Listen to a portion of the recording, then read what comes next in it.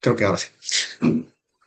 Y como le decía, ¿no? En estos 45 minutos que podemos compartir, se vuelve algo bien particular, ¿no? Este sector, y hago dos preguntas en general, ¿no? Interrogantes. Voy a poner acá el cursor. Y que trae, inicialmente, ¿no? En estos días que preparaba esta presentación, iban a ser un poco retóricas, redundantes, porque frecuentemente, ¿no? Hay el cuestionamiento de por qué tenemos una sobreoferta, en general, por qué hay una generación adicional a la demanda que exige el mercado, ¿no? O que exige la necesidad energética en la parte eléctrica en el Perú. Entonces, muchos lo cuestionan porque esos costos de esa generación adicional, al final, ¿no? Se paga por los usuarios. Entonces, y si algún momento alguien dijo, "Oye, reduzcamos esa sobreoferta para que implícitamente se reduzcan las tarifas eléctricas". Y por otra parte, ¿por qué los grandes clientes, no? Estamos hablando de clientes en general libres, que lo vamos a detallar rápidamente hoy día, tienen menores tarifas que los clientes residenciales o regulados, ¿no? Que en su mayoría son residenciales. Eh, Voy a dar unas pautas, unas pinceladas conceptuales. Va a ser rápido, no quisiera yo no, irme a mucho contexto, pero para que me comprendan por qué la importancia de no reconocer cómo se comporta este mercado. Estamos hablando del mercado eléctrico para, ¿no? Consecutivamente, paralelamente, como base, ver un tema de ámbito ya de la planificación y de su propia operación.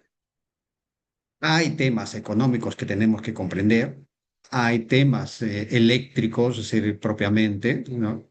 Que también tener esa, ¿no? Esa base ¿no? de conocimiento. No va a ser tan especializado, voy a tratar de solo lo más dinámico, pero eh, muchos de ustedes seguro conocerán fácilmente estas curvas. Son curvas que pueden determinar cómo se comporta un mercado, ¿no?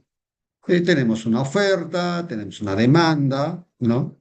Y aquí, cuando ambas confluyen, se da un equilibrio económico. En resumen, quiere decir, si hay una demanda y hay una oferta, porque siempre va a haber alguien que trate de suministrar, en este caso, por ejemplo, si hay usuarios que demandan energía eléctrica, va a haber, ¿no? Empresas que van a tratar de suministrar esa energía. Entonces confluyen y se determina, según los principios económicos de mercado, a una cantidad determinada un precio. ¿Qué ocurre si aumenta la demanda? ¿No? La demanda se desplaza, por ende se va a tratar de buscar un nuevo equilibrio.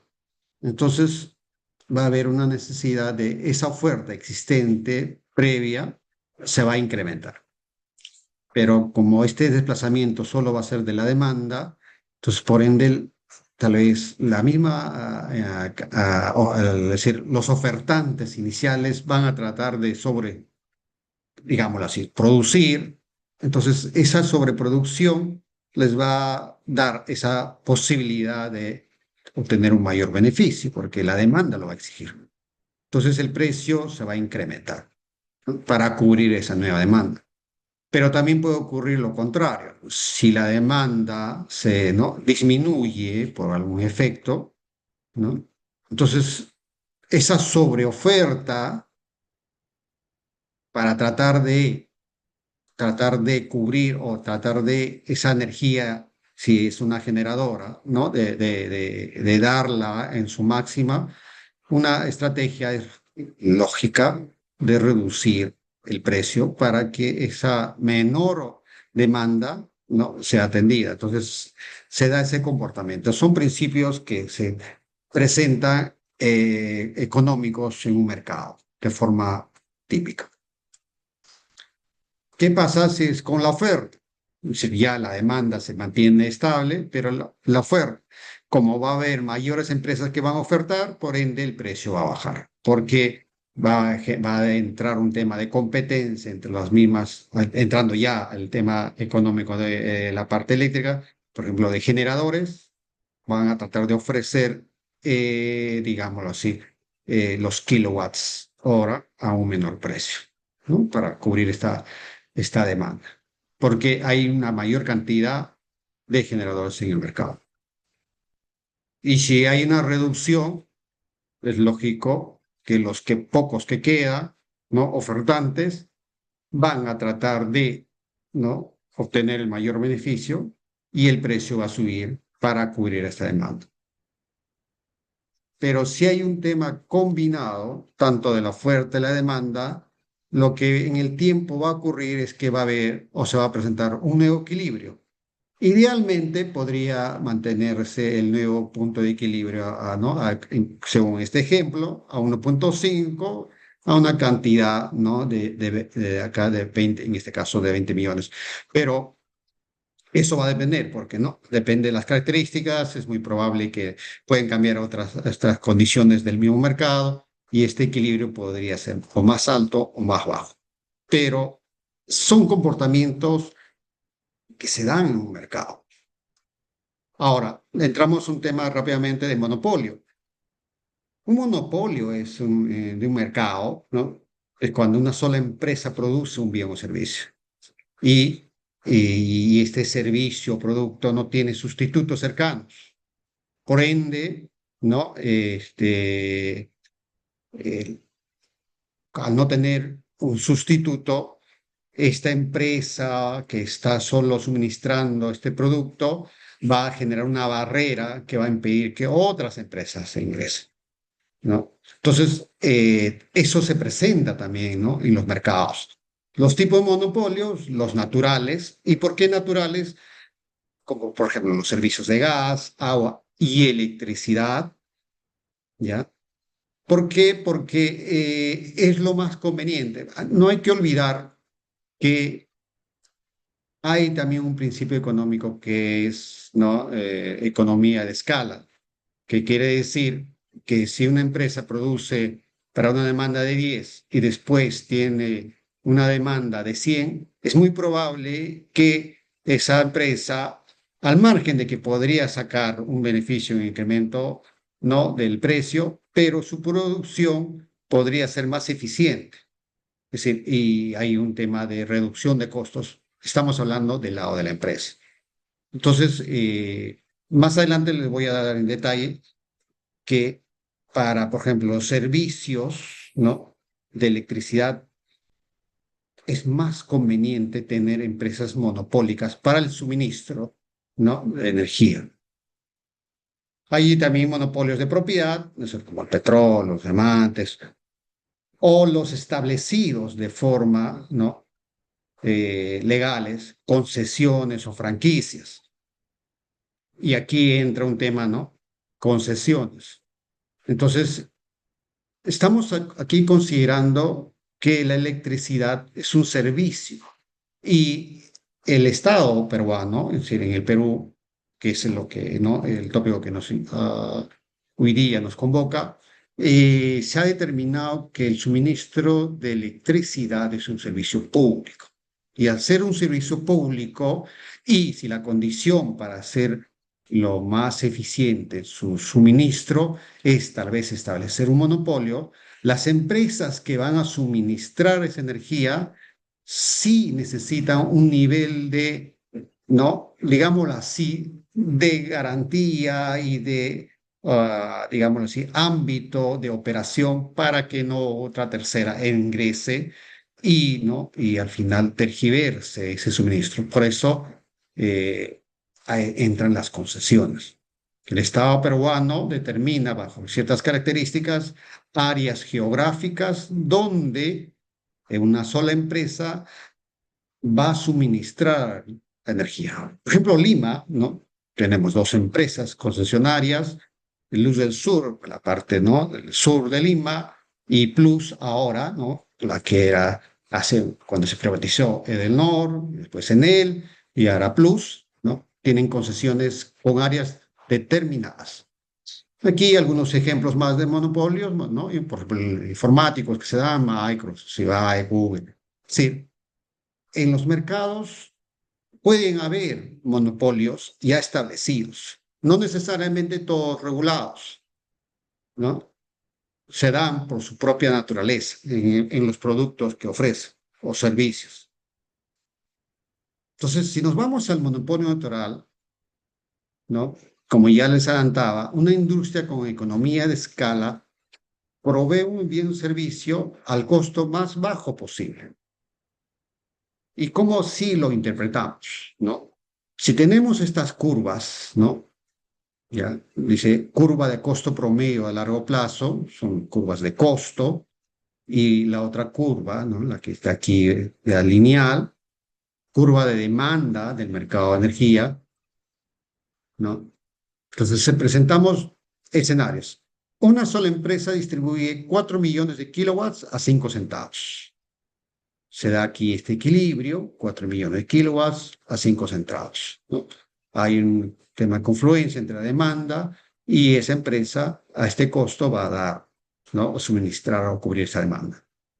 Dos empresas, cada una distribuye 2 millones de kilowatts hora a 10 centavos, que quiere decir que cada una va a suministrar, ¿no?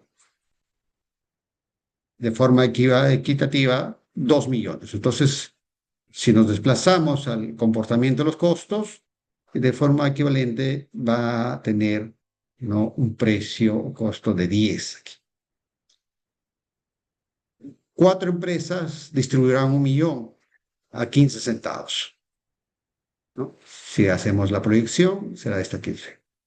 Si observamos, cuanto mayor es ¿no? La producción, digamos, en este caso de kilowatts hora, una sola empresa puede obtener, una sola empresa puede tener un menor costo de esa producción.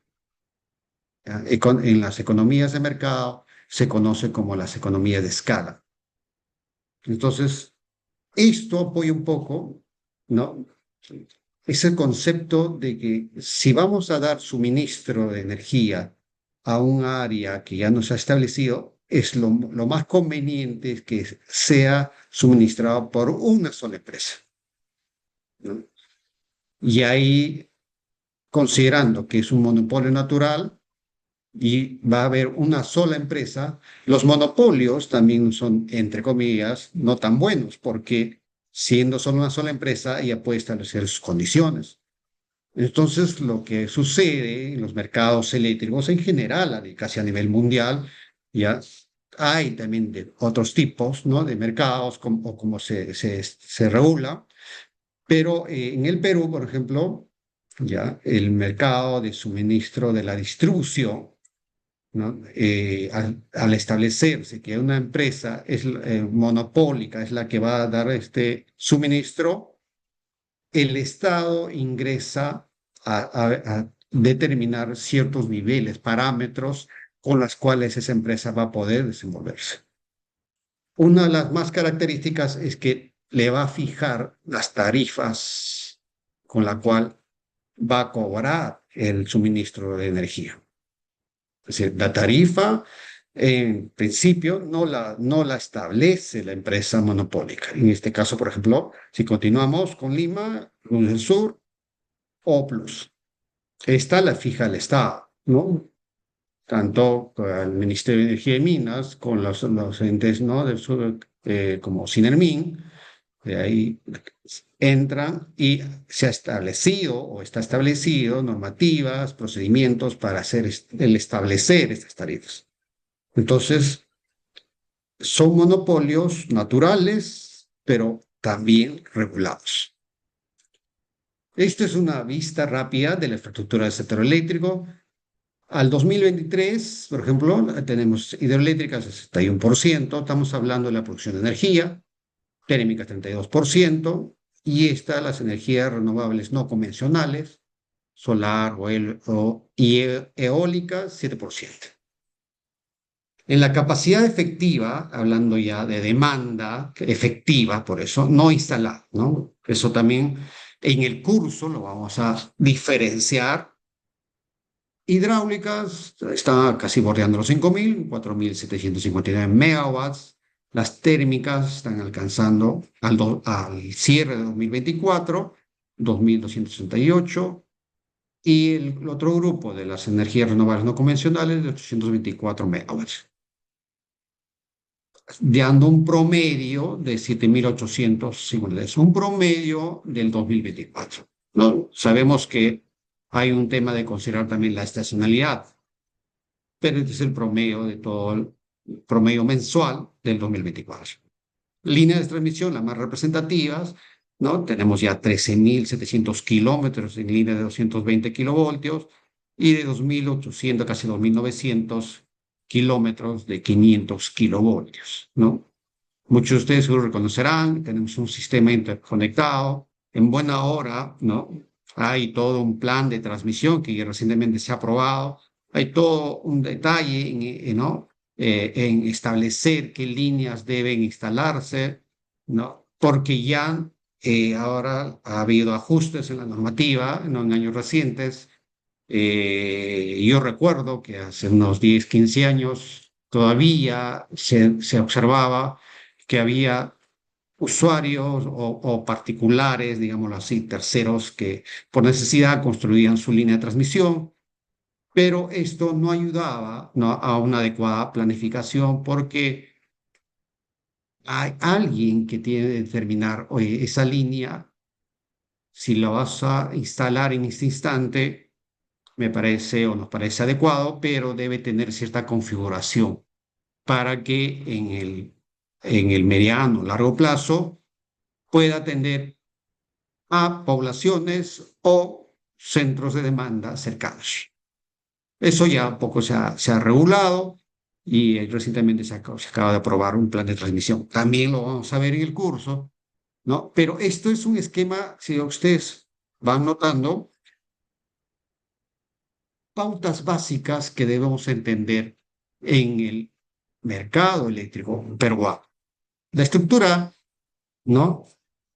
Generación, transmisión, es decir, las generadoras, es decir, las empresas que generan, ¿no? Van a tratar de que su energía que producen sea trasladada a los centros de demanda, que en general, por ejemplo, las ciudades o los centros poblados, ¿no? O un ejemplo rápido, Lima, que es en la que concentra la mayor demanda a nivel nacional, ¿no? Y las generadoras, una que está ¿no? en el centro, o las térmicas que están cercanas aquí por Chilca, o las que están tanto al norte como al sur, van a tratar de llevar esa energía o suministrar energía hacia los centros de demanda. Por ende, se necesita líneas de transmisión y líneas de distribución, ¿no? Para suministrar.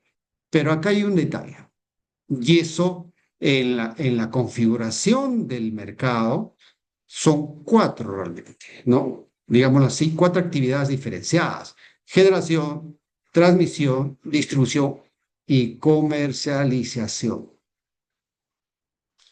La ley de concesiones que se dio en 1992, lo que ha establecido es que estas dos actividades, la distribución y la comercialización, sean llevadas, ¿no? por una misma empresa. Idealmente, y eso se da en otros mercados, por ejemplo, el más cercano en la región es en Colombia, la red de distribución las maneja una empresa, pero la comercialización la manejan otras empresas. ¿Y eso qué quiere decir? Que estas empresas comercializadoras compiten, ¿no? en el centro de demanda o en la ciudad al momento de ofrecer el suministro eléctrico. Y uno diría, ya, pero las redes pertenecen a otro. Muy bien, pero esta comercializadora lo que hace de intermediación entre el usuario final, el que va a consumir la energía, la generadora, y para el paso de esa energía se establecen, llamémoslo así, peajes, ¿no? montos que se van a considerar por el uso de esas redes. Entonces,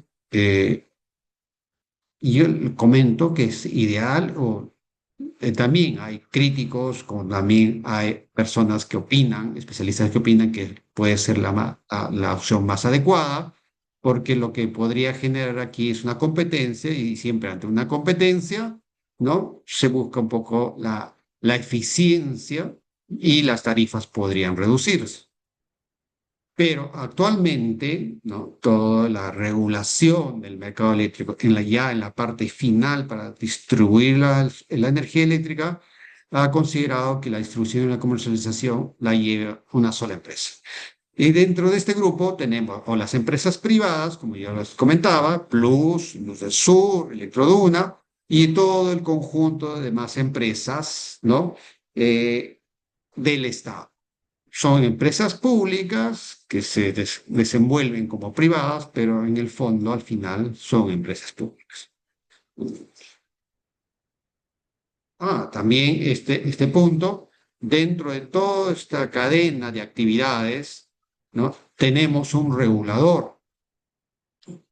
Y eso es lo que les comentaba, ¿no? Por ejemplo, la distribución es muy relevante ese regulador, pero este regulador sí, ¿no? Interviene en toda la cadena, ¿no? De valor del suministro eléctrico. El ente rector es el Ministerio de Energía y Minas y tiene como, ¿no? Acá el fiscalizador a Ocinamil. Hay un operador, ya, este operador, para el caso peruano, que es el COES, ¿no? Este operador lo que va a hacer es justamente coordinar entre la generación, es decir, eh, mantener una estabilidad entre lo que se genera, la oferta y la demanda. Porque un principio que se da y se da a pesar de los avances tecnológicos actualmente es que la demanda, si hay una demanda de 100, debe haber una oferta de 100. No puede haber una oferta de 120 y una demanda de 100, porque ese 20 al final no se desperdiciaría. Entonces, lo que se concibe es que debería estar, ¿no? Debería haber un balance. Ese operador y esta figura es similar en muchos mercados, inclusive de la región, ¿ya? Pero este operador es el que tiene esa labor, tiene una función específica y debe ser unilateral al momento de hacer la operación del sistema. No puede priorizar a una empresa porque es del Estado o porque es privada o a una demanda porque por ciertas características, salvo que no condicionen que no permitan mantener la estabilidad o ese balance entre la oferta y la demanda. Transacciones de energía. Tenemos un mercado regulado, como ya se adelantaba. En general, los mercados regulados, ¿no? Están con las distribuidoras, las que tienen concesiones, áreas geográficas definidas donde ellos tienen la obligación y responsabilidad de suministrar la energía eléctrica, ¿no?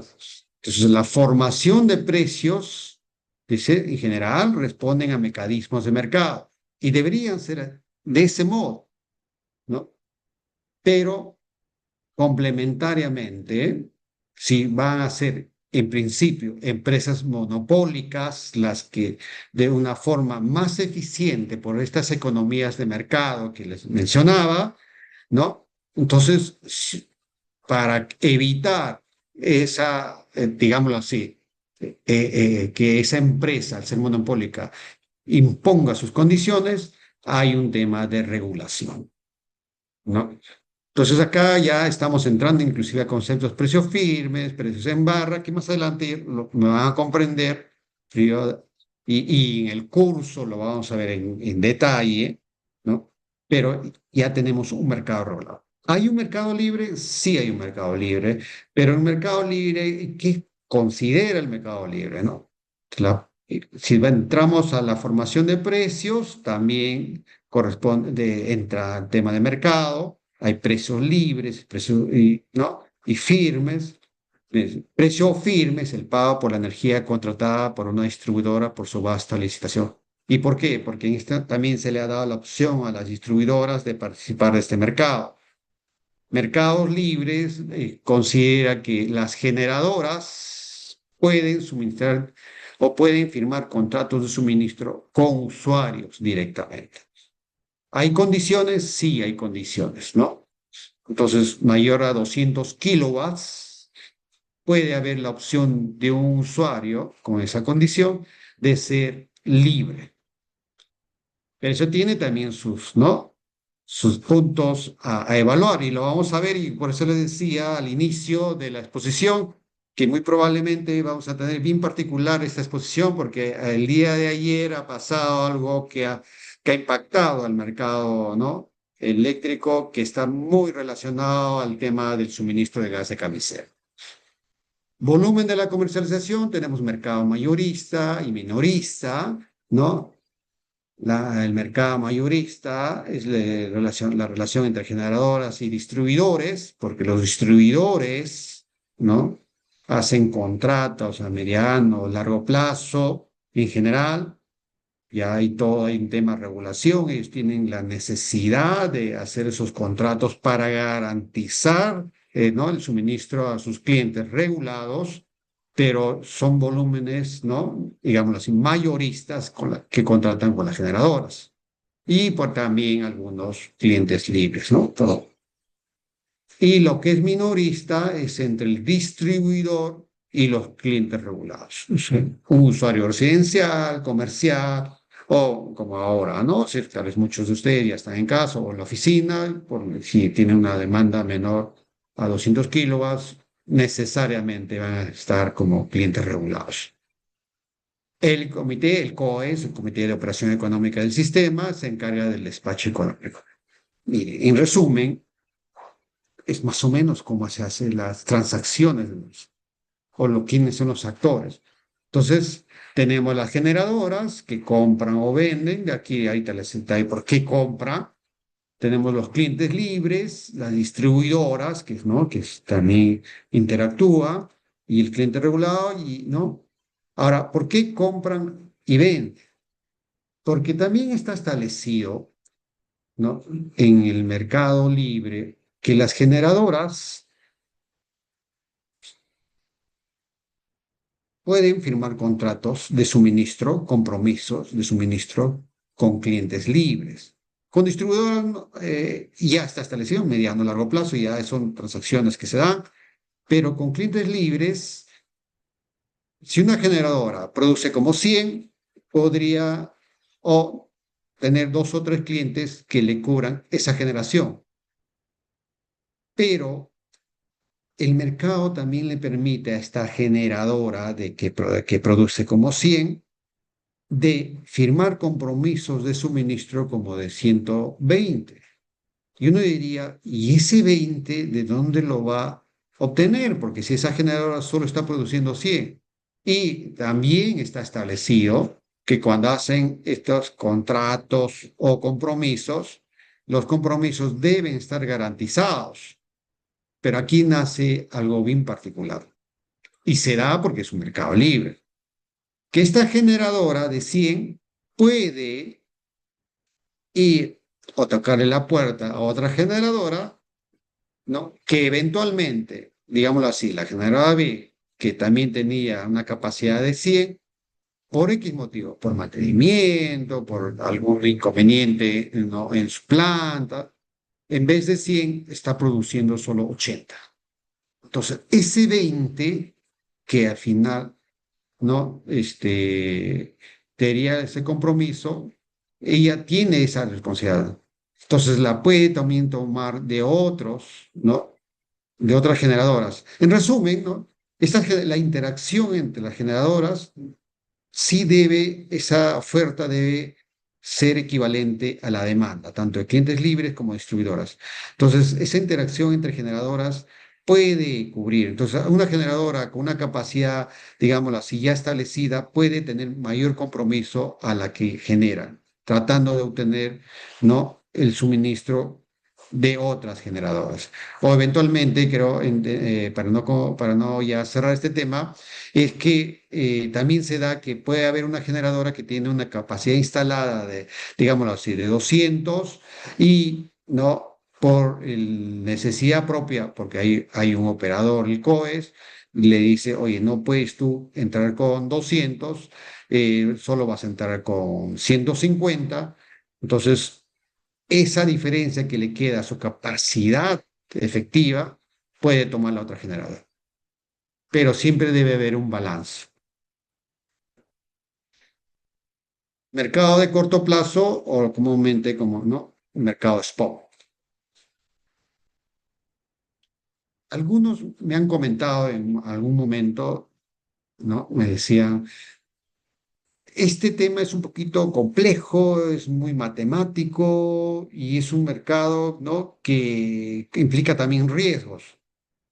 De complejo no es tan complejo, les digo, vamos a verlo ahorita, pero digámoslo así, de que tiene un nivel de riesgo, sí lo tiene, ¿no?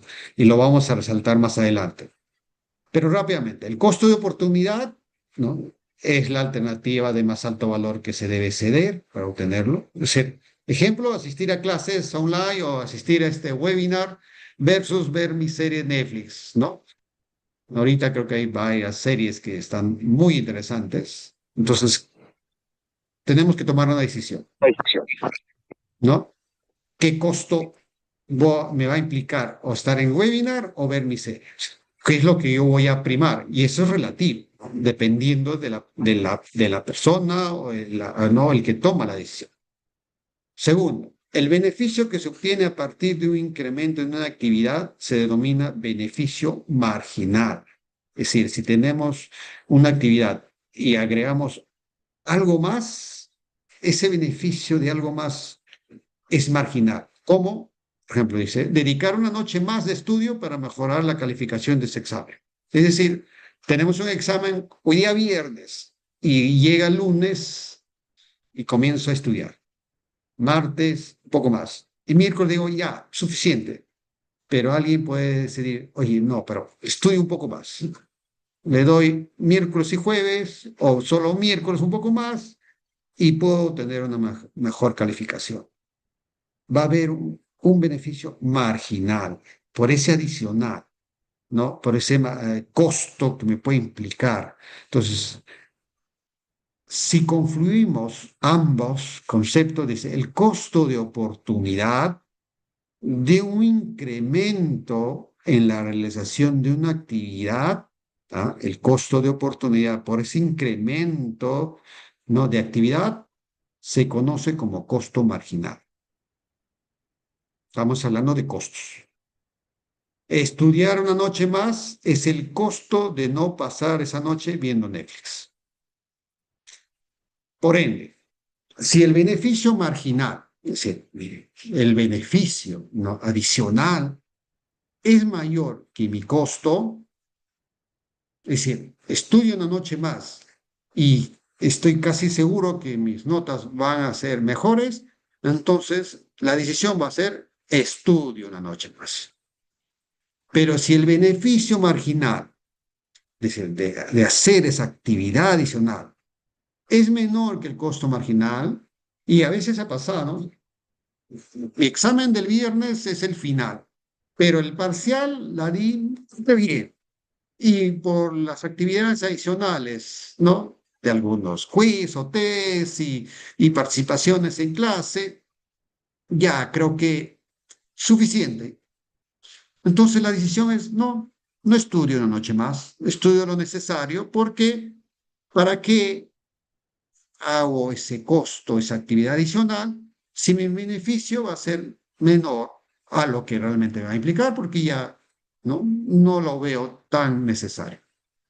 Son decisiones y son comportamientos que se pueden dar en un mercado. Y ese es el concepto en general de costo marginal. El costo de oportunidad del incremento ¿no? De hacer esa actividad adicional. Entonces, si lo vemos ya económicamente, vamos a hacer este ejemplo rápido. Yo uso siempre estas curvas para que nos ayude, en vez de hacer fórmulas complejas, ¿no? Matemáticas y todo. Por ejemplo, está la curva aquí celeste, ya es el costo total. Estamos hablando en este ejemplo, ¿no? Producción de camisas por día y el costo que nos puede implicar. Esta curva es el costo total. ¿Por qué? Porque tenemos un costo fijo. Muchos de ustedes deben conocer que, no, por ejemplo, si vamos a producir camisas necesitamos un local. Necesitamos un espacio para poner a las personas que van a comenzar a cortar la tela, a coser la tela, un espacio de almacenes, ¿no? Entonces, todo eso va a tener costos fijos. ¿Por qué? Porque tal vez vamos a pagar alquiler, el tema del suministro, el costo de los servicios, de la energía, el agua. En general van a ser costos fijos, pero también tenemos costos variables, que son la compra de la tela. Cuanto más produzco, más tela necesito, porque no voy a sobreestoquearme de tela si no voy a producir más camisas. Entonces, la suma de los dos costos es un costo total, ¿no? Entonces, costo total, costo fijo total, más costo variable total.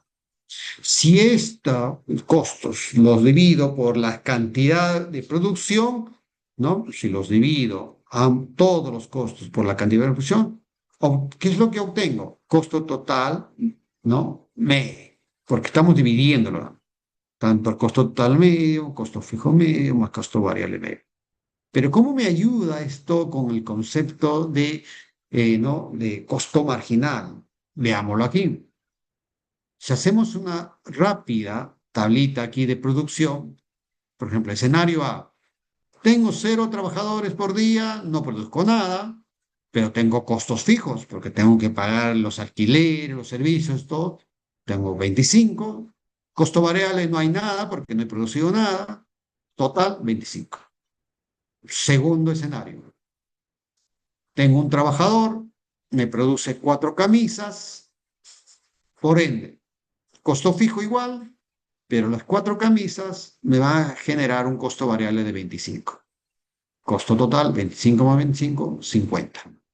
Escenario C, 2 trabajadores, 10 camisas, y yo diría, espera, tienes 2 trabajadores, son 4 camisas por cada trabajador, son 8. ¿Por qué dices 10? Ah, porque también se acuerdan de economía de escala.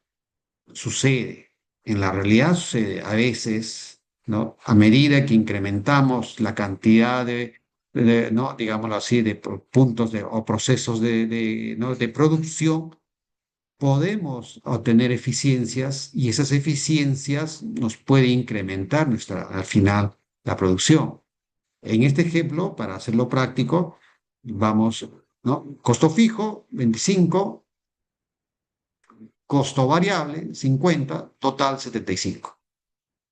3 trabajadores. Si cada uno produce 4, 3 por 4, 12, 13, ya uno más. Ya, 25, 75, 100. 4 trabajadores. 4 por 4, 16. Oye, espera, acá hay 15. Ya, y eso también sucede en la realidad. No podemos infinitamente crecer los procesos de producción tratando de obtener la misma eficiencia. Llega un momento en todo proceso de producción que hay un límite, porque si sigo incrementando, ¿no? los elementos de producción, mi producción ya no va a ser, porque aquí nomás, con este ejemplo, tenemos más cantidad de personal, ya tal vez la interacción no es tan buena, no hay que mejorar algunos procesos, pero como ya tienen que producir, no van a producir las 16, solo 15. Pero los costos están aquí, 25, 100, 125 total. 5 por 4, 20, no, pero ya se incrementaron las ineficiencias. 16 y obtenemos un costo total de 150. Esto es lo que puede estar sucediendo en todo centro de producción. Pero ¿qué ocurre si comienzo a evaluar? Digo, 25, 50, 75, pero si lo divido entre la producción, ¿no? Dice costo marginal. Se calcula como el cambio en el costo total dividido entre el cambio en la producción. Es decir, entre 25, 50 tengo 25 de diferencia. Entre, ¿cuánto he producido? 4. 25 entre 4, 6,25. ¿No? Entonces, comienzo a obtener cuál es ese diferencial por cada incremento, ¿no? ¿Cuánto me resulta ese beneficio adicional? De 50 a 75, acá hay 6, 4 a 17, de 75 a 100, 8 a 33, de 100 a 125, 12 a 50. Entonces, este diferencial, ¿no? Son los costos marginales. Son las actividades, o son, perdón, los beneficios marginales que voy a obtener por el incremento de las actividades. Entonces, ya estamos comprendiendo, ¿no? Que si tenemos unos costos fijos aquí en este ejemplo, y lo vamos a interpretar como costos medios, ¿no? Que como ya les resaltaba, son la división entre las cantidades producidas, ¿no? Podemos obtener estas cifras: 6,25 costo fijo medio, costo variable medio y el costo medio total, ¿no? Ahora, estos son los costos marginales. Cuanto más produzco, pero este incremento al inicio se da, ¿no? Casi exponencialmente, pero llega un momento, como ya lo hemos notado, que la ineficiencia se presenta. Entonces, estos costos marginales también en su incremento se van a ver reducidos. ¿Y cómo así lo notamos? La misma curva que poníamos como desarrollo del ejemplo, si lo trasladamos, ¿no? Los que resulten de este mismo comportamiento, el costo total medio, el costo variable medio y el costo fijo medio. Si graficamos el costo marginal, observe, se da este comportamiento. Y uno diría, ¿y qué representan las intersecciones? Una de las principales para reconocer es la intersección entre el costo marginal y el costo variable medio, porque este es tal vez el que no va a representar, ¿no? Cuán eficiente es un proceso de producción, ¿no? ¿Cuál es lo más óptimo para producir arte? Si ante un análisis de que yo necesito producir camisas, pero tengo también costos de producción y sé que no puedo ir al infinito de comenzar a producir y a producir, porque me va a generar inicialmente unos beneficios, pero después va a haber ineficiencias, económicamente podemos obtener esta intercepción. Entonces, aquí nomás, ¿no? En en el mercado eléctrico, lo que evalúa el operador COES al momento de hacer ese balance es a las generadoras. Si tengo una necesidad de demanda, le dice a las generadoras, a ver, generadora A, tú eres hidroeléctrica, tu costo variable, generadora hidroeléctrica, en general es el costo, ¿cuál es el costo variable? El agua. Porque lo demás son casi costos fijos, porque ya tiene su planta instalada, las turbinas. Entonces, el agua, el costo variable del agua es mínimo. Por ende, su costo marginal, ¿no? De producción va a ser menor comparado con una central térmica, porque una central térmica, el costo variable va a ser el combustible, o petróleo, o gas, ¿no? Después vamos a hablar de ese detalle del gas, porque también hubo ahí detalles, ¿no? Con respecto a cuando se dio el incentivo de generadoras a gas, pero si damos el ejemplo con las térmicas, el costo variable de las térmicas van a ser más elevado. Entonces, lo que hace el operador, prioriza en la generación, ¿para qué?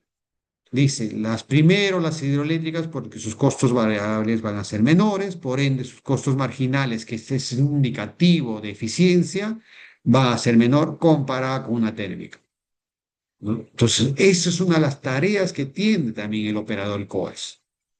No solo es técnico, tiene que hacer y también un tema, digámoslo así, económico.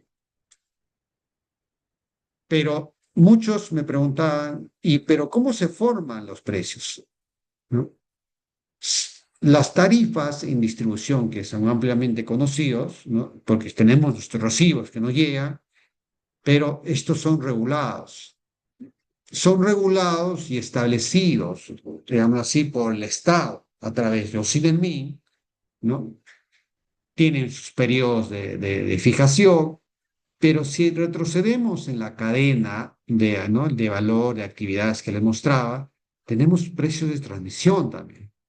Por eso yo les sintetizaba, llamémoslo así, peajes, ¿no? Pero tiene también sus cargos, ¿no? Su configuración para su establecimiento. Hay línea de transmisión principal, garantizada, de acuerdo, ¿no? Al periodo de instalación, primaria, secundaria, complementaria. También lo vamos a ver en el curso.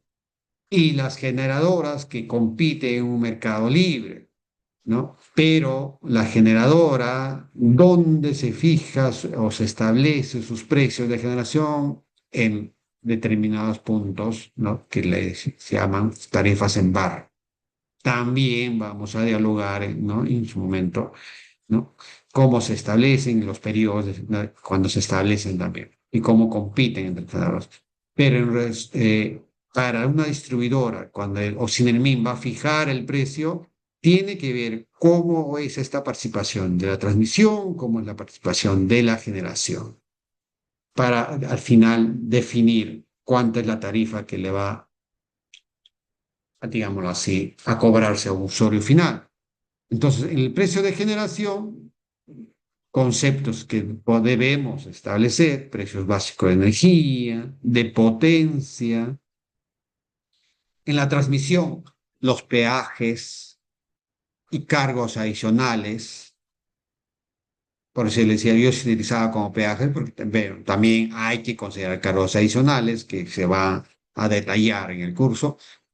Todo eso confluye para fijar precios en barra, que van a ser el nivel de referencia para fijar los precios, principalmente a los clientes regulados.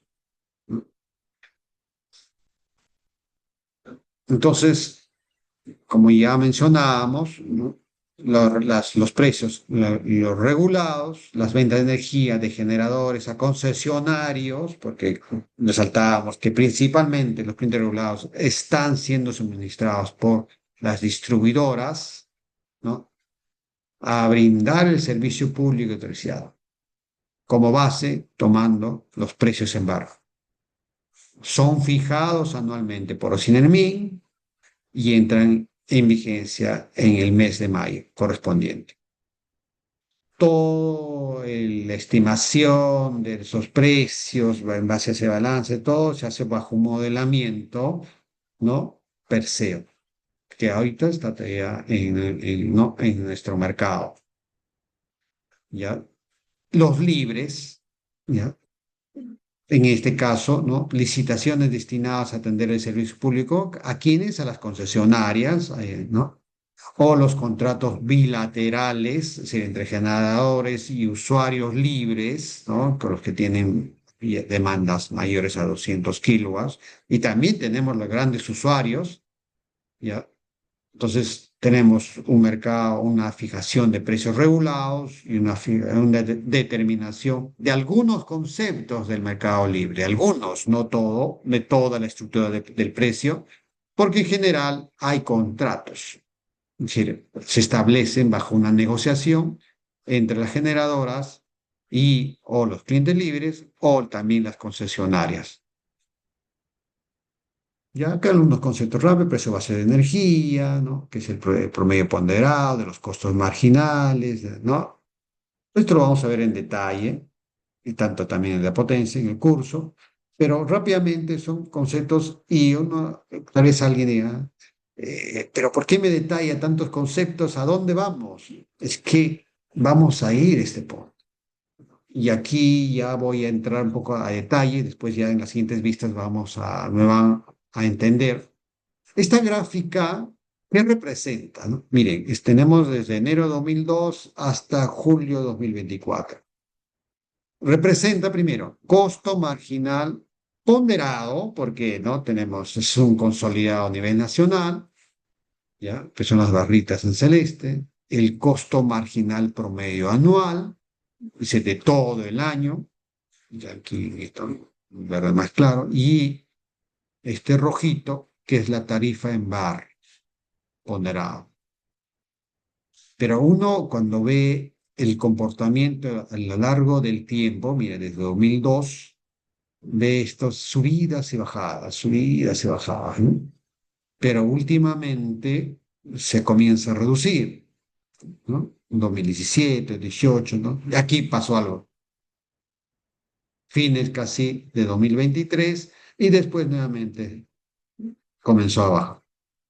En resumen, comentábamos costos marginales, pero costos marginales relacionados a los mercados de corto plazo o el spot son los costos que las generadoras o el operador va identificando, ¿no? Y con la cual va priorizando para que las generadoras suministren la energía que la demanda está exigiendo en ese instante. Pero ¿por qué está acá tan variable? Porque acá había un tema de modelamiento casi teórico, ¿ya? Entonces se establecían bajo, lamentablemente, ¿no? Bajo un escenario de evaluación casi a posterior, que lo ideal es establecer en tiempo real cuál va a ser el costo para que una generadora, si tienes dos generadoras y uno con costo marginal 1 y el otro de 1,5, tú definas cuál ingresa porque hay características también de las generadoras, ¿no? Una hidroeléctrica no se comporta igual que una térmica, si es en hora punta o si es en hora de menor demanda, pero que cuando se establecen estos costos marginales son los costos con los cuales se van a reconocer al grupo de generadoras que están suministrando la energía. Y si es un cliente libre que contrata directamente a una generadora, esos contratos, muchos de ellos están indexados al valor que se alcanza en el tiempo del costo marginal.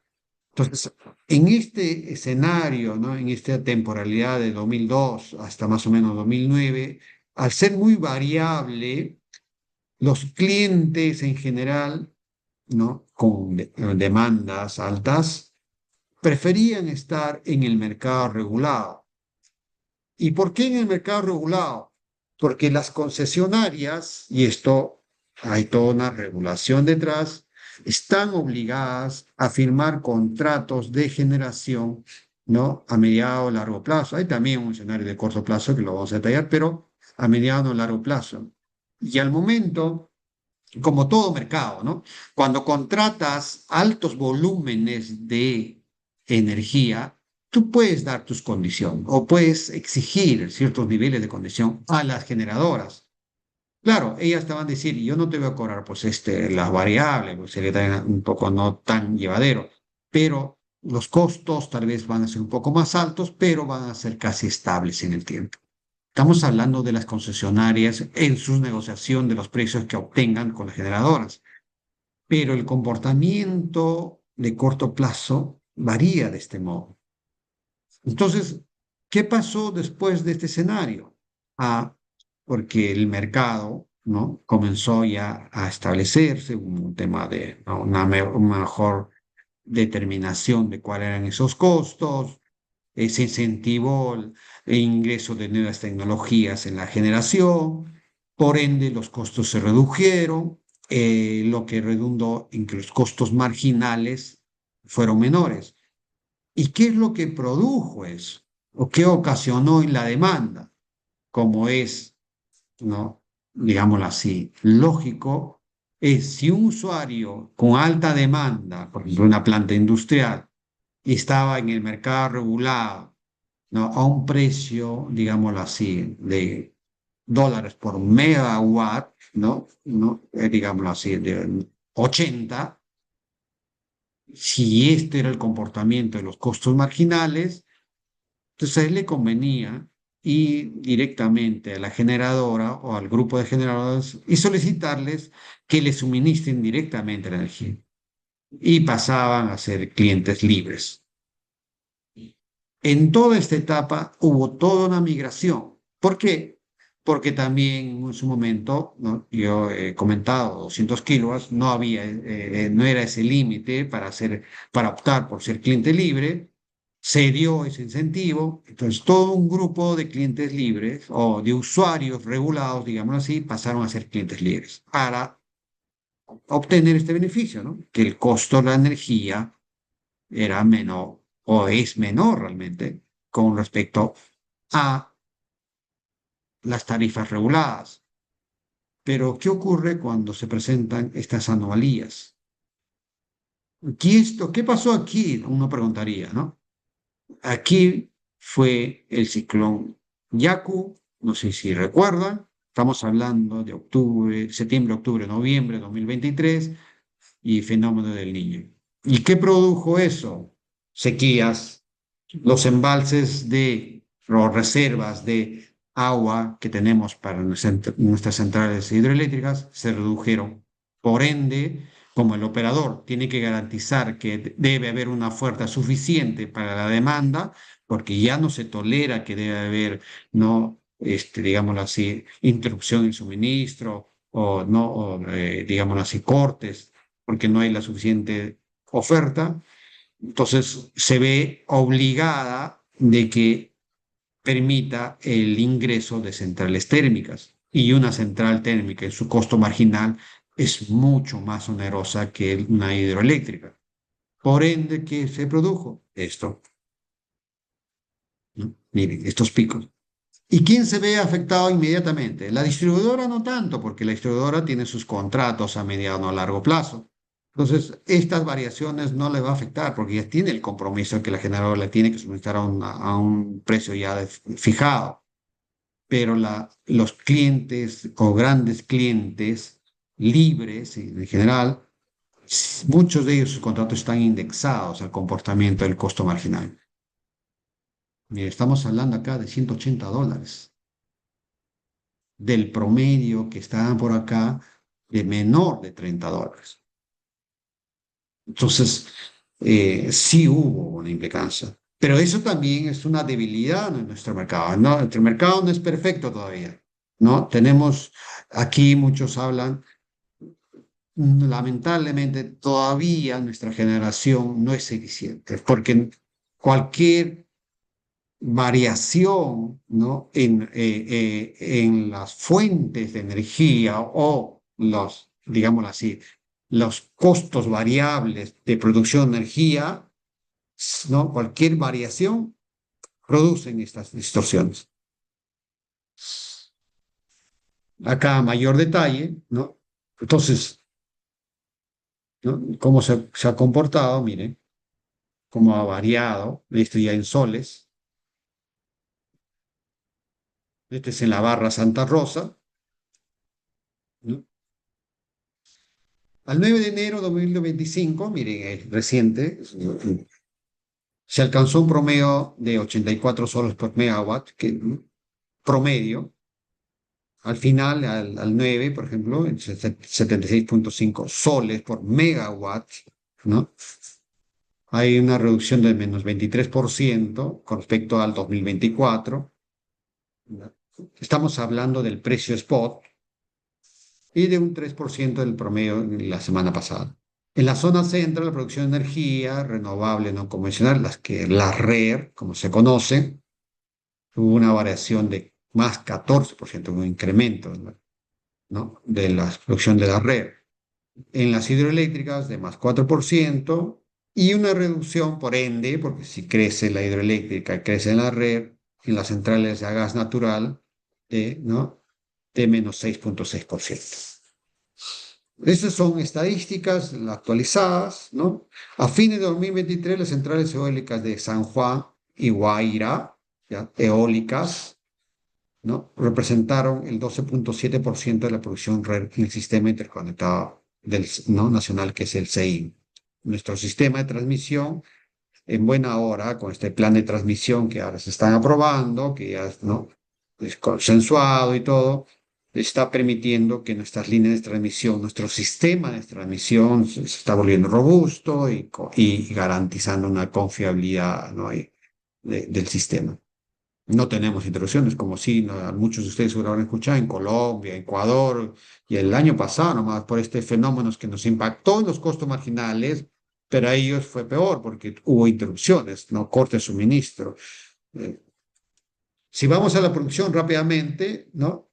Esta es la semana, mire cómo está el comportamiento, cuál es la proporción de las hidroeléctricas, por eso lo muestro, 66% en 2021 comparado con lo de la producción de camisea a gas natural, ¿no? Otro porcentaje pequeño que no es de camisea, térmicas que casi no aparece porque en general al ser costos muy altos se les permite nomás que ingresen el menor tiempo posible, pero casi tal vez por su comportamiento también técnico o tecnología ¿no? que manejan en las horas punta, son pequeños lapsos de tiempo que ingresan para cubrir, porque una hidroeléctrica se demoraría mucho más. También lo vamos a ver en el curso, tal vez a poquito mayor detalle. Hay un tema de análisis tecnológico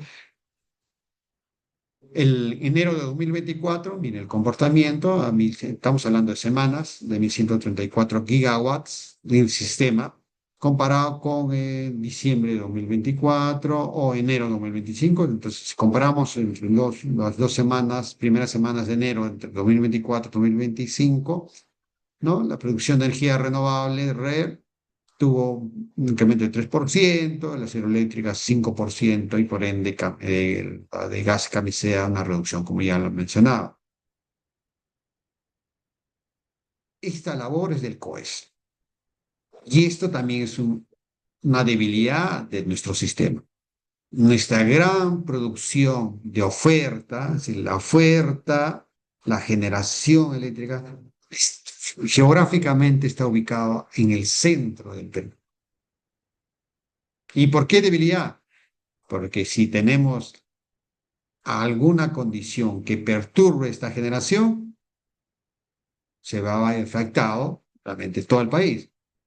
Pero, por ejemplo, aquí, ¿no? A fines de, o en primera semana de este año, se ha generado 4 terawatts hora en el centro, inclusive, ¿no? A suministro hacia el norte, 0,5 y al sur, 0,5, para cubrir pues, toda la demanda, ¿no?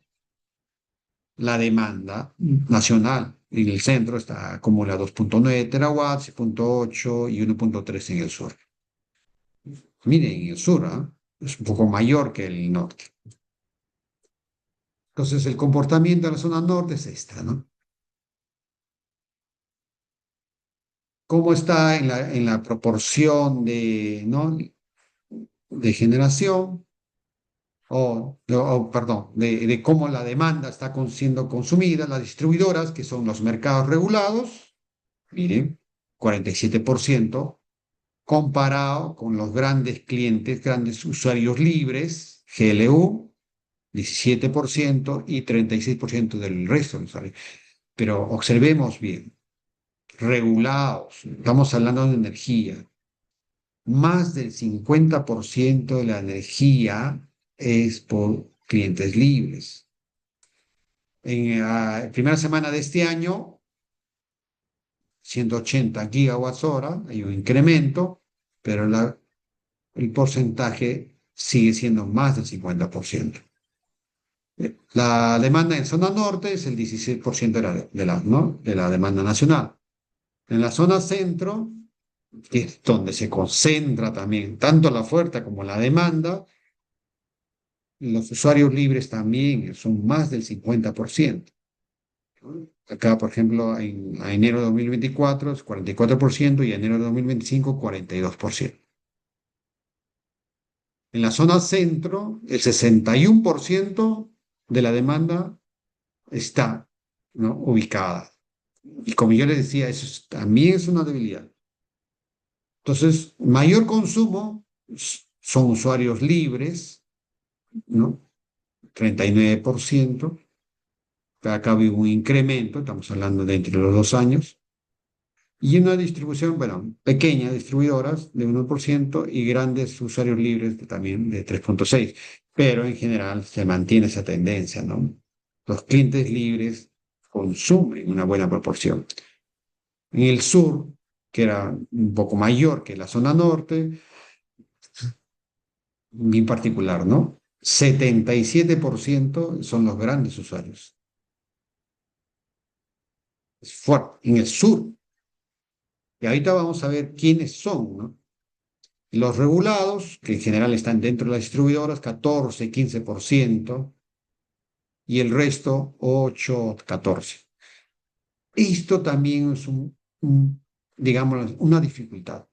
¿Por qué? Porque las distribuidoras que están en el sur, Arequipa, Puno, Tacna, Moquegua, no sé si alguno recordará en el proceso de privatización de las distribuidoras, ¿por qué fue muy efectivo en Lima y por qué no se pudo hacer en Arequipa? Parte de ellos por este comportamiento. Hay muy poca demanda y lamentablemente las, el mercado eléctrico, al margen de ser regulado y que hay una empresa monopólica, también tiene que ser eficiente.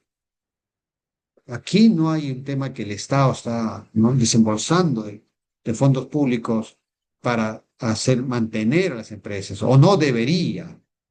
Después, en el curso también vamos a hablar del tema de subsidios cruzados, porque somos los usuarios, nosotros principalmente, bueno, yo estoy ubicado en Lima, tal vez alguno de ustedes en otro lugar distinto, pero los que estamos ubicados en Lima, en nuestros recibos hay cargos adicionales que van a cubrir parte de los costos que permiten atender estas demandas, tanto en las zonas norte como sur.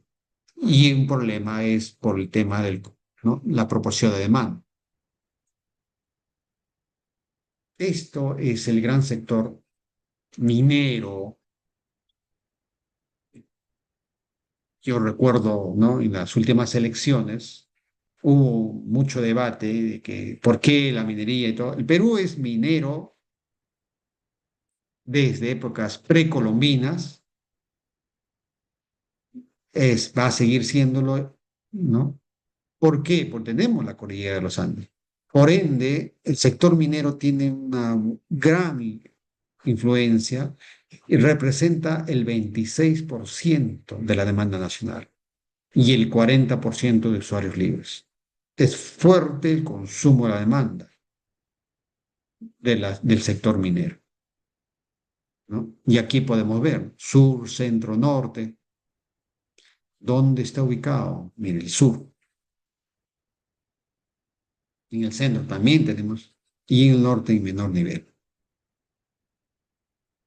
Entonces, eso también se tiene que observar, ¿no?, cuando uno hace una planificación y concibe una adecuada operación del sistema. Rápidamente, para irnos al punto que tal vez, y para no alargar mucho ya la exposición, que creo que los tiempos ya voy a pasarme, el precio de distribución, hay conceptos que vamos a detallarlo pero rápidamente: en valor agregado de distribución, que consolida costos anualizados, dice anualización del valor nuevo reemplazo, costos de operación y mantenimiento, la demanda máxima del sistema de distribución. Estamos hablando de distribución, porque mucho hay la interrogante: ¿y cómo se fijan las tarifas? Hay todo un modelamiento, ¿no? El valor nuevo reemplazo, ¿qué es? Es el costo de renovar los bienes físicos y obras necesarias para la instalación del sistema de distribución. Es decir, por ejemplo, la concesionaria Luz del Sur tiene sus redes, todo. Oye, pero es una empresa privada, sí, pero es una empresa regulada.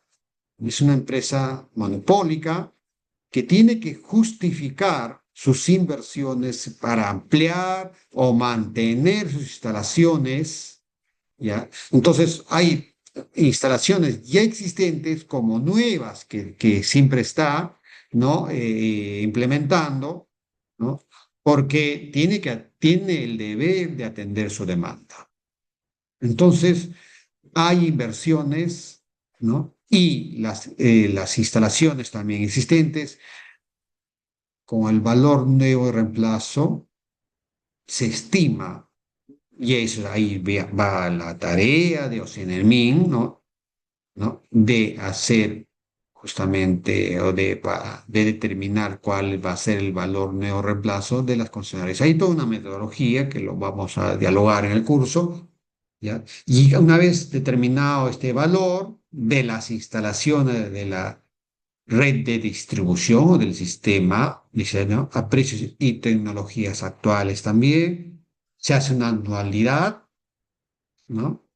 A una tasa de descuento de 12% que está fijada por la ley de concesiones, periodo de recuperación de 30 años, y con esas anualidades y costos de operación y mantenimiento, en relación a una demanda, se determina el valor agregado de distribución, insumo básico para fijar la tarifa. Perdón. Muchos me han preguntado, ¿no? En muchas oportunidades cuando he dictado este curso, ¿cómo se distribuye? Por ejemplo, en una tarifa BT5B. Acá tenemos dos ejemplos de mayo de 2019 y el 2020. Y acá al costado, que saca uno actualizado 2024 para la tarifa BT5B, pero en Luz del Sur. Si uno analiza, del 100% de la tarifa, del costo de la tarifa, para tomar, por ejemplo, en mayo de 2020, el 80%, solo digámoslo así, el 20% es la correspondiente a la distribución, un 6% en distribución en baja, un 6% en distribución en media, 26% en distribución, un 5% transmisión secundaria, 18% transmisión principal, 39% la generación de energía, porque ya en la generación hay dos conceptos, energía y potencia, y un 11% en lo que es potencia. En Luz del Sur, a diciembre de 2024, es similar, ¿no? Casi se mantiene en la misma proporción. Y uno diría, ¿pero por qué no? Porque no hay que olvidar que estamos hablando también de ubicaciones geográficas. Es decir, una generadora que suministra, por ejemplo, a una de las empresas de Distribuluz, no sé, en Chimbote, no va a tener el mismo costo que distribuir la energía en la zona de Luz del Sur. Entonces, por ende, alguien me preguntaba, ¿y cómo puedo hacer para reducir mi tarifa? Me decía, puedo pedir que, ¿no? Que la transmisión, ¿no? sea distinto. Por ejemplo, alguien que me consultaba, que era un cliente, me dice, me voy y me reubico a otra ubicación donde los costos de transmisión sean menores. Pero cuando uno analiza la proporción de los costos, mucho de los costos, del 51% es generación. Transmisión, estamos hablando de un 23% aquí, ¿no? Aquí en Luz del Sur, por ejemplo, 63% en la generación y 8% en lo que es transmisión. Entonces, si uno hace un tema de evaluación y me voy mejor a otra ubicación, mm, no es muy eficiente ese análisis porque gran parte del costo ¿no? del costo de la energía en una tarifa BT5, que es la residencial, ¿no? La que tenemos la mayor cantidad de usuarios regulados, es por la generación. En el curso vamos a ver rápidamente cómo se calcula la tarifa, pero más o menos esa es la proporción. ¿Cuál es el comportamiento que ha estado viniendo en el tiempo? Es este. A enero de 2025 se ha alcanzado 653 soles por megawatt o punto 653 o, ¿no? Soles por kilowatts. Entonces, dice, las proyecciones estiman que la tarifa de un usuario residencial en Lima Norte se incrementará en 0,04% en relación a la tarifa de diciembre de 2024. ¿Por qué varía la tarifa? Y puede variar. Ahí va, ahí lo vamos a comentar en el curso. El tema del tipo de cambio, los precios de metales, ¿no? Y dos o tres variables más que sí son relevantes al momento de fijar, porque ya establecida los valores, ¿no? De BNR en una zona de concesión, la variación de esas variables, ¿no? De precio de metales principalmente y del dólar, pero en general el dólar casi está aún fija, ¿no? En nuestro mercado. Entonces, los metales sí, ¿no? Pueden determinar la subida o reducción de dólar. Hay muchos, estoy seguro, en un momento nos ha tocado después de las elecciones, no últimas, que el dólar se disparó y ya Osinalmin estaba informando que la tarifa iba a subir. La demanda, también cómo se ha comportado ya de todo el sistema, se ha incrementado en 3,1%. La demanda. Entonces, aquí también quiero solo mencionar que muchos economistas ven cómo se comporta la demanda eléctrica, relacionan este comportamiento con la economía. Y mencionan que el comportamiento de la demanda es un sensor, es una guía de cómo la economía está yendo, fuera de los resultados finales, ¿no? Que pueden dar, emitir, ¿no? El Instituto Nacional de Estadística o el Banco Central de Reserva y o el Ministerio de Economía. Esto creo que es equivalente a lo que ya se informó. Rápidamente, el margen de reserva firme objetivo, hay un margen de reserva en nuestro sistema, margen de reserva de generación, debe haber un margen de reserva suficiente en el sistema ante contingencias o condiciones operativas adversas. Muchos de los críticos cuando hablan de que hay una sobreoferta, meten en ese comentario a este margen de reserva. Dicen, ¿por qué no tener solo lo necesario de generación que atienda la demanda? Pero en sistemas que deben guardar principios de seguridad, de suministro continuo, de confiabilidad del sistema, se ven conceptos de justamente márgenes de reserva para evitar contingencias que pueden, ¿no? Si no existiese, se generar interrupciones, ¿no? Recorte el suministro. ¿Para qué? Para priorizar alguna demanda. Y eso es lo que no queremos, ¿no? Que haya corte de suministro. En el SEI, Sistema Interconectado Nacional, el margen de reserva es establecido por Sinermin y se denomina margen de reserva firme objetivo. Por ejemplo, para el periodo 2021-2025 se ha establecido el 21,41% sobre la generación. Los criterios que se tienen en plan de expansión, tener la capacidad para soportar la pérdida de una central de generación más importante, y muchos de los modelos que se usan, por ejemplo, están, ¿no? Las centrales más grandes que están, ¿no? Se hacen modelamientos, ¿qué ocurre si esa central sale de servicio? Asimismo, el sistema debe ser capaz, bajo la condición de hidrología baja o problemas en el suministro de combustible, porque tenemos también centrales térmicas, de abastecer la energía a la demanda sin racionamiento. Esto es lo que se busca. ¿Por qué? Porque hay mucha evaluación de cuánto es el costo de no tener energía. Y no es en la tarifa.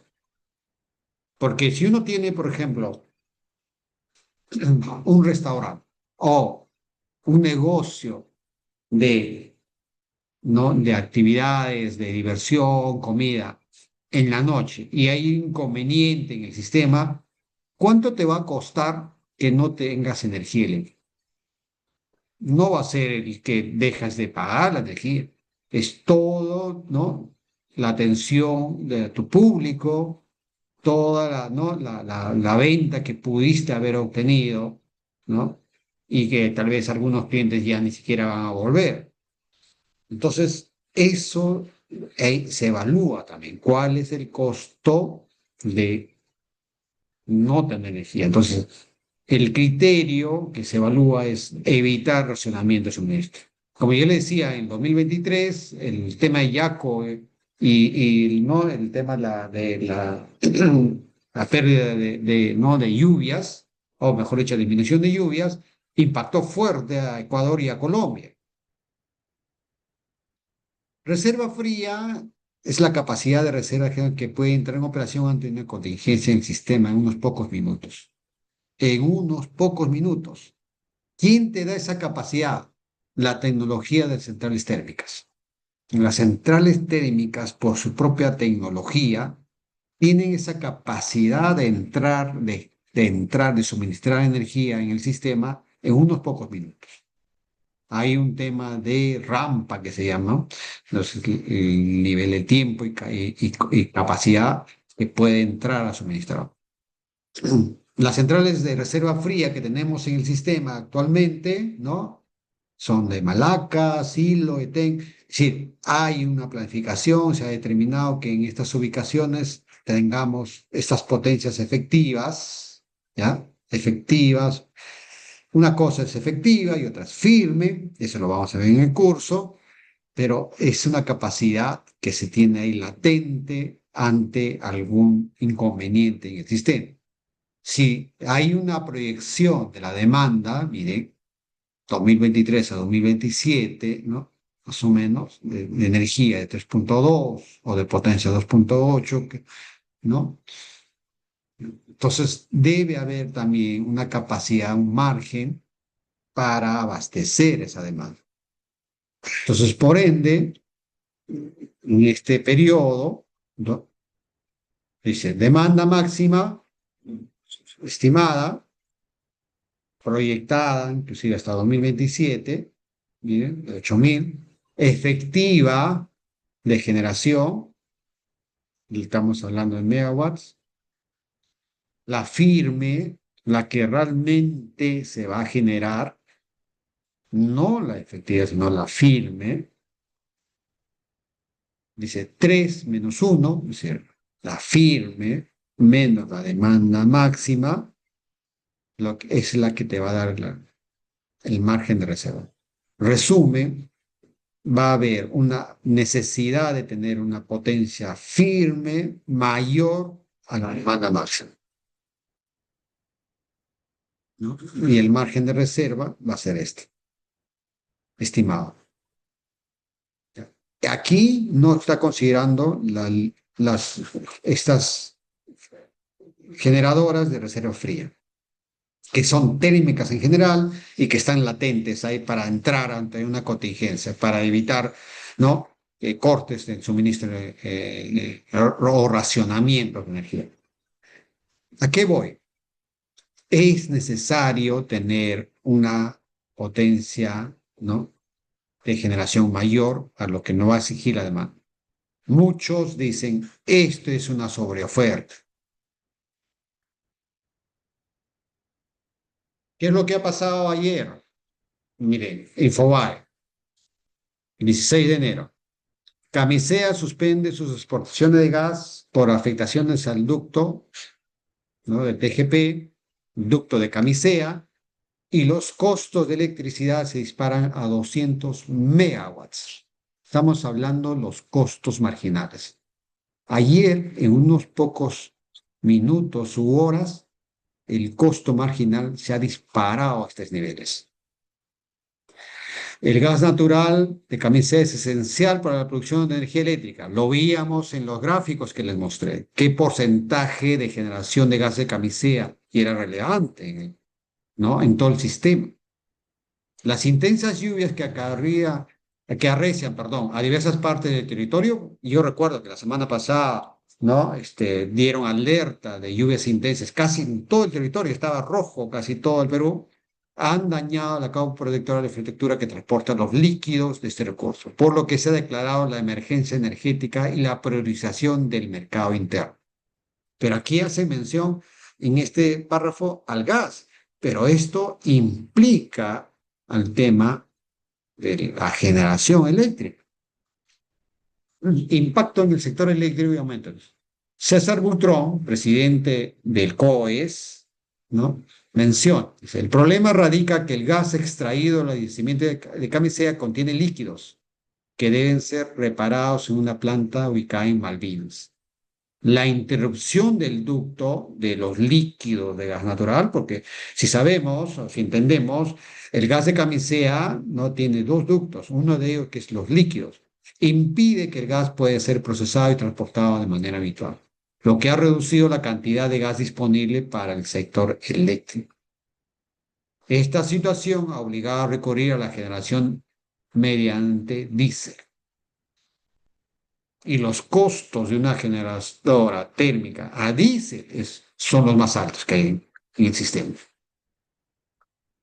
En diálogo, ¿no? Con Infobae, Butrón explicó que debido a la disminución de la inyección de gas natural, el sistema eléctrico ha tenido que realizar justo estas reservas de gas seco almacenado, así como activar las plantas de generación diésel. Esto ha provocado un drástico aumento de los costos marginales, que pasaron de $36 por megavatio hora a entre 180 a $200. Todo en menos de 24 horas. Señaló que este tipo de situaciones no son inéditas, es cierto, ha pasado, ¿ya? ¿Ya? Por lo tanto, fallas como por mantenimiento programados, ¿no? O similares en industria pueden ocasionar esto. Sin embargo, dice, destacó que el sistema cuenta con reservas de diésel diseñadas precisamente para afrontar este tipo de contingencias. ¿Se acuerdan los criterios que estábamos mencionando para el margen de reserva o margen de reserva firme y objetivo? Según sus declaraciones, no existe el riesgo de racionamiento eléctrico en el corto plazo. Racionamiento, que es lo más crítico que puede haber. No se ha racionado al suministro. Claro, lo que se ha impactado es que el costo marginal se ha disparado. Uno diría, pero no nos afecta. ¿Por qué? Porque no somos clientes regulados, la mayoría, y esto se va a impactar a los clientes libres, a las industrias. Pero muchas de esas industrias pueden tener procesos que generan o servicios o productos y lo que van a hacer es trasladar esos sobrecostos de energía a esos productos, si esto se prolonga en largo tiempo, ¿no? Pero sí impacta. Y en la generación, ¿no? Inmediatamente casi. Vuelvo a las preguntas, ¿no? O los cuestionamientos que planteaba al inicio. Si hay sobreoferta, ¿por qué no se reducen las ofertas? Sobreoferta. Mucha de esta sobreoferta, ¿no? A veces antojadizamente mencionada, es justamente ese margen de reserva. ¿Por qué los grandes clientes tienen menores tarifas? Porque están justamente negociando o teniendo contratos en el mercado de corto plazo con los precios de spot, con los costos marginales. Y como ya hemos observado, son muy sensibles ante cualquier inconveniente del sistema. Eso también es una debilidad de nuestro sistema. No debería ser así.